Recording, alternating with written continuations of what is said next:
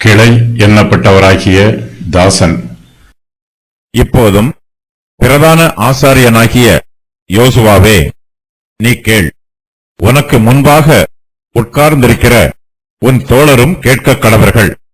இவர்கள் அடையாளமாயிருக்கிற புருஷர். இதோ, கிளை எண்ணப்பட்டவராகிய என் தாசனை நான் வரப்பண்ணுவேன். இதோ, நான் யோசுவாவுக்கு முன்பாக வைத்த கல்.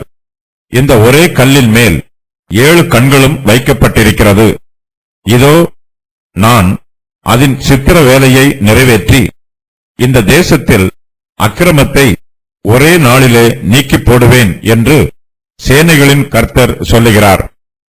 அந்நாளிலே நீங்கள் ஒருவரை ஒருவர் திராட்சைச் செடியின் கீழும் அத்திமரத்தின் கீழும் வரவழைப்பீர்கள் என்று சேனைகளின் கர்த்தர் சொல்லுகிறார் என்றார். கர்த்தர் தாவீதுக்கு கொடுத்திருக்கிற வாக்குத்தத்தங்கள் மேசியாவின் வாக்குத்தத்தங்களுக்கு அடையாளமாய் இருக்கிறது. மேசியாவின் ராஜ்யத்திற்கு தாவீதின் ராஜ்யம் ஓர் அடையாளமாகும். பிரதான ஆசாரியனாகிய யோசுவா கர்த்தருடைய தூதனை பார்த்து கொண்டிருக்கிறார். அவர் காண்பிக்கும் தரிசனங்களையும் காண்கிறார். யோசுவா தன்னுடைய கண்களை வானத்திற்கு ஏறெடுத்து கிறிஸ்துவை பார்க்க வேண்டும். இயேசு கிறிஸ்துவின் ஆசாரியத்துவத்திற்கு யோசுவாவின் ஆசாரிய ஊழியம் நிழலாய் இருக்கிறது. நம்முடைய கர்த்தராகிய இயேசு கிறிஸ்துவே பிரதான ஆசாரியராய் இருக்கிறார். யோசுவாவோ இந்த பூமியிலே பாடுகளையும் வேதனைகளையும் அனுபவிக்கிற பாவிகளுக்கு பிரதான ஆசாரியராய் இருக்கிறார்.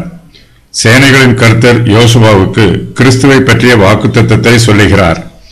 இப்போதும் பிரதான ஆசாரியனாகிய யோசுவாவே, நீ கேள் என்று சேனைகளின் கர்த்தர் யோசுவாவுக்கு சொல்லுகிறார். அவர் இதுவரையிலும் தன்னை பற்றிய செய்தியையும் தன்னோடு தொடர்புடையவர்களை பற்றிய செய்தியையும் கேட்டார். யோசுவாவை விட பெரியவர் இங்கே இருக்கிறார். சேனைகளின் கர்த்தர் மேசியாவாகிய கிறிஸ்துவை பற்றி யோசுவாவுக்கு சொல்லப் போகிறார். அந்த சத்தியத்தை யோசுவா கவனமாய் கேட்க வேண்டும். சேனைகளின் கர்த்தர் கிறிஸ்துவை பற்றி சொல்லுவதை யோசுவாவும் கேட்க வேண்டும். அவருக்கு முன்பாக உட்கார்ந்திருக்கிற அவருடைய தோழரும் கேட்க வேண்டும். உட்கார்ந்திருக்கிறவர்கள் மாணாக்கர்களைப் போல கர்த்தருடைய உபதேசத்தை கவனமாய் கேட்க வேண்டும். இவை எல்லாமே இங்கு அடையாளமாய் இருக்கிறது. யோசுவாவுக்கு முன்பாக உட்கார்ந்திருக்கிறவர்கள் அடையாளமாய் இருக்கிற புருஷர். இவர்கள் கிறிஸ்துவின் ஆசாரியத்துவத்திற்கு அடையாளமாய் இருக்கிறார்கள். அவர்கள் இங்கு நடைபெறுகிற சம்பவங்களை ஆச்சரியத்தோடு பார்க்கிறார்கள். சேனைகளின் கர்த்தர் பேசும்போது யோசுவாவை சுற்றிலும் இருக்கிற சூழ்நிலைகள் மாறுகிறது. யோசுவாவும் அவருடைய தோழரும் எருசலேமிலே கர்த்தருடைய ஆலயத்தை கட்டிக்கொண்டிருக்கிறார்கள். இவர்கள் எல்லோரும் சமீபத்தில்தான் பாபிலோன் தேசத்து சிறையிருப்பில் இருந்து விடுவிக்கப்பட்டு தங்கள் தேசத்திற்கு திரும்பி வந்தவர்கள். கர்த்தருடைய ஆலயத்தை கட்டும்போது இவர்களுக்கு எதிர்ப்புகளும் பிரச்சனைகளும் உண்டாயிற்று. இதனால் இவர்கள் இப்போது சோர்ந்து போய் இருக்கிறார்கள். இவர்களுக்கு ஆறுதலான வார்த்தைகளும் உற்சாகப்படுத்தும் வார்த்தைகளும் தேவைப்படுகிறது. சேனைகளின் கர்த்தர் யோசுவாவிடம் வரப்போகிற மேசியாவை பற்றி வாக்கு பண்ணுகிறார். கிளை எண்ணப்பட்டவராகிய என் தாசனை நான் வரப்பண்ணுவேன் என்று சேனைகளின் கர்த்தர் சொல்லுகிறார். கர்த்தராகிய இயேசு கிறிஸ்து இங்கே கிளை என்று அழைக்கப்படுகிறார். இஸ்ரவேலில் தப்பினவர்களுக்கு அந்நாளிலே கர்த்தரின் கிளை அலங்காரமும் மகிமையுமாய் இருக்கும். பூமியின் கனி அவர்களுக்கு சிறப்பும் அலங்காரமுமாய் இருக்கும். ஏசாயா 4:2. ஈசாய் என்னும் அடிமரத்திலிருந்து ஒரு துளிர் தோன்றி அவன் வேர்களில் இருந்து ஒரு கிளை எழும்பி செழிக்கும். ஏசாயா 11:1. மேசியாவின் ஆரம்பம் அற்பமான ஆரம்பமாயிருக்கும்.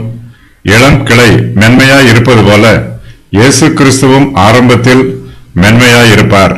ஆனாலும் இளம் கிளை வளர்ந்து பெரிய மரமாகும். இந்த கிளையில் இருந்து நமக்கு தேவையான கனிகளை எல்லாம் நாம் பெற்றுக்கொள்ளலாம்.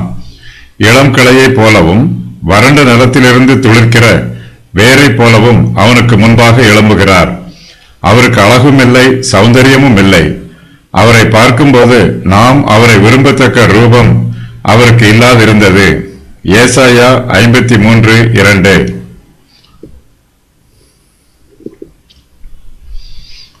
சேனைகளின் கர்த்தர் மேசியாவை பற்றி யோசுவாவுக்கு சொல்லுகிறார்.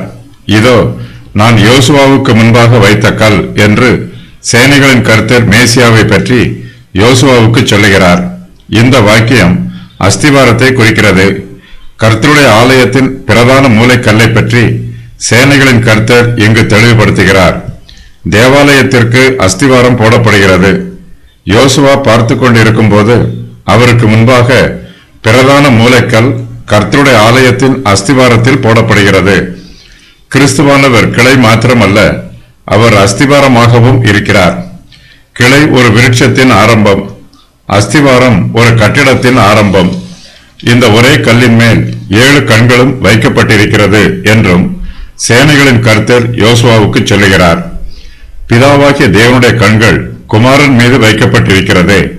குமாரன் பாடுகளையும் வேதனைகளையும் அனுபவிக்கும் போது பிதாவானவர் தமது குமாரனை பாதுகாக்கிறார். பழைய ஏற்பாட்டு காலத்து பரிசுத்தவான்களின் கண்களும் தீர்க்கதரிசிகளின் கண்களும் இந்த ஒரே கல்லின் மேலேயே வைக்கப்பட்டிருந்தது.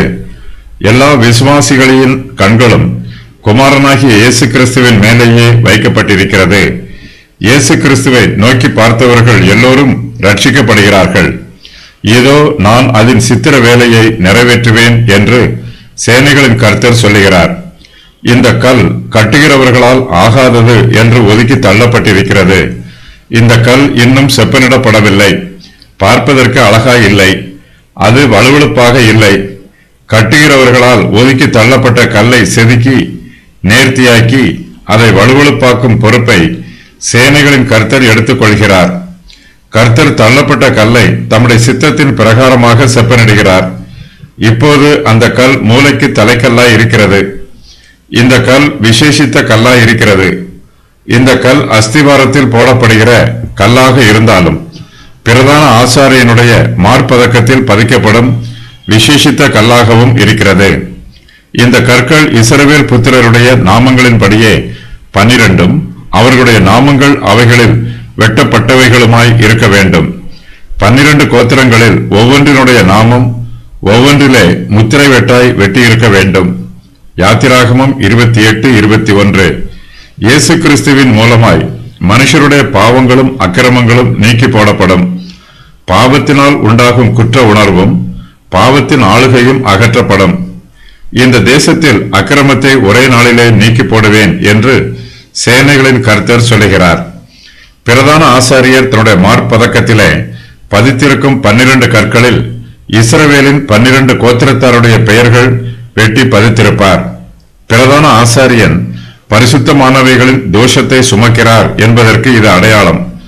இஸ்ரவேல் புத்திரர் தங்கள் பரிசுத்த காணிக்கைகளாக படைக்கும் பரிசுத்தமானவைகளின் தோஷத்தை ஆரோன் சுமக்கும்படி அது ஆரோனுடைய நெற்றியின் மேல் இருப்பதாக. கர்த்தருடைய சன்னதியில் அவர்கள் அங்கீகரிக்கப்படும்படி அது எப்பொழுதும் அவன் நெற்றியின் மேல் இருக்க வேண்டும். யாத்திராகமம் 28:38. பிரதான ஆசாரியர் இயேசு கிறிஸ்துவுக்கு அடையாளமாக ஊழியம் செய்கிறார். அவர் தேசத்தின் தோஷங்களை சுமக்கிறார். பிரதான ஆசாரியரால் தோஷத்தை சுமக்க மாத்திரமே முடியும். அதை அவரால் நீக்கி போட முடியாது. தோஷத்தை நீக்கி போடும் ஊழியம் இயேசு கிறிஸ்துவுக்கு மாத்திரமே ஒப்புக் கொடுக்கப்பட்டிருக்கிறது. தேசத்திலே அக்கிரமத்தை நீக்கி போடும் ஊழியம் கர்த்தராகிய இயேசு கிறிஸ்துவுக்கு உரியது. இயேசு கிறிஸ்துவே இந்த உலகத்தின் பாவங்களை சுமந்து தீர்க்கிற தேவ ஆட்டுக்குட்டி. கர்த்தர் அந்த கல்லின் சித்திர வேலையை நிறைவேற்றினார் என்று இந்த வசனத்தில் எழுதப்பட்டிருக்கிறது. இந்த வசனத்திற்கு வேத பண்டிதர்கள் ஆவிக்குரிய விளக்கம் சொல்லுகிறார்கள். இயேசு கிறிஸ்துவை வாரினால் அடித்தார்கள். அவரை சிலுவையில் ஆணிகளால் அறைந்தார்கள். இயேசு கிறிஸ்துவனுடைய ஆசீர்வதிக்கப்பட்ட சரீரத்தில் காணப்பட்ட காயங்களையும் தழும்புகளையும் பிதாவாகிய தேவன் இந்த கல்லிலே வரைகிறார் என்று வேத பண்டிதர்கள் விளக்கம் சொல்லுகிறார்கள். நம்முடைய கர்த்தராகிய இயேசு கிறிஸ்து நம்முடைய மீறுதல்களின் நிமித்தமாக அடிக்கப்பட்டார். நம்முடைய அக்கிரமங்களின் நிமித்தமாக நொறுக்கப்பட்டார். நாம் அவருடைய தழும்புகளால் குணமாகிறோம். அந்நாளிலே நீங்கள் ஒருவரை ஒருவர் திராட்சை செடியின் கீழும் அத்திமரத்தின் கீழும் வரவழைப்பீர்கள் என்று சேனைகளின் கர்த்தர் சொல்லுகிறார். தேசத்திலே அக்கிரமம் நீக்கப்படும் நாளிலே தேசத்தில் இருந்து சாபங்களும் நீக்கப்படும். தேசத்தில் ஆறுதலும் சமாதானமும் ஆசீர்வாதமும் உண்டாயிருக்கும். கர்த்தருடைய பிள்ளைகள் எல்லோரும் கிறிஸ்துவின் நிழலிலே சந்தோஷமாய் அமர்ந்திருப்பார்கள். நியாயப்பிரமாணத்தின் சாபம் நம்மை தகனிக்கிற உஷ்ணத்தை போல இருக்கிறது. நாமோ கர்த்தருடைய நிழலில் அமர்ந்திருப்பதினால் நியாயப்பிரமாணத்தின் சாபமாகிய உஷ்ணம் நம்மை பாதிக்காது. நாம் திராட்சை செடியின் கீழும் அத்திமரத்தின் கீழும் ஆறுதலாயும் அமைதியாயும் அமர்ந்திருப்போம். நிறைவேற வேண்டிய முன்னறிவிப்புகள். கிளை எண்ணப்பட்டவராகிய என் தாசனை நான் வரப்பண்ணுவேன். யோசுவாவுக்கு முன்பாக வைக்கப்பட்ட இந்த ஒரே கல்லின் மேல் 7 கண்களும் வைக்கப்பட்டிருக்கிறது. நான் அதன் சித்திர வேலையை நிறைவேற்றுவேன். இந்த தேசத்தில் அக்கிரமத்தை ஒரே நாளில் நீக்கி போடுவேன். அந்நாளிலே நீங்கள் ஒருவரை ஒருவர் திராட்சை செடியின் கீழும் அத்திமரத்தின் கீழும் வரவழைப்பீர்கள். சகரியா கிளை என்பதை ஒரே பெயராக பயன்படுத்துகிறார். இதோ ஒரு புருஷன், அவருடைய நாமம் கிளை என்னப்படும். இதற்கு முந்தைய தீர்க்கதரிசிகள் இந்த கிளையை கர்த்தருடைய கிளை என்றும் தாவீதின் கிளை என்றும் முன்னறிவித்திருக்கிறார்கள். யோசுவாவுக்கு முன்பாக வைக்கப்பட்ட இந்த கல் கிளை என்னப்படும் மேசியாவிற்கு அடையாளமாகும். இதன் சித்திர வேலையை பற்றி ஒன்றும் தெரியவில்லை. இஸ்ரவேலரின் அக்கிரமம் ஒரே நாளில் நீக்கப்படும். பூமியில் சமாதானமும் அமெரிக்கையும் உண்டாயிருக்கும். 7 கண்கள் என்பது கர்த்தருடைய 7 கண்களாகும். இயேசு கிறிஸ்து பிரத்யட்சமாக வரும் அந்த நாளில் இஸ்ரவேல் புத்திரர் அனைவரும் ரட்சிக்கப்படுவார்கள். யாக்கோபில் இருந்து அவபக்தி ஒளிந்து போகும். இஸ்ரவேல் புத்திரர் 3 நாட்களாக புலம்பி மனம் திருந்துவார்கள். 3ஆம் நாளில் அவர்கள் ஜீவனை பெற்றுக் கொள்வார்கள். திராட்சை செடியின் கீழும் அத்திமரத்தின் கீழும் வரவழைப்பீர்கள் என்பது எபிரேயருடைய வழக்கு சொல்லாகும். சமாதானமும் செழிப்பும் நிறைந்த ஆசீர்வாதமான வாழ்க்கையை இந்த வாக்கியம் விவரிக்கிறது.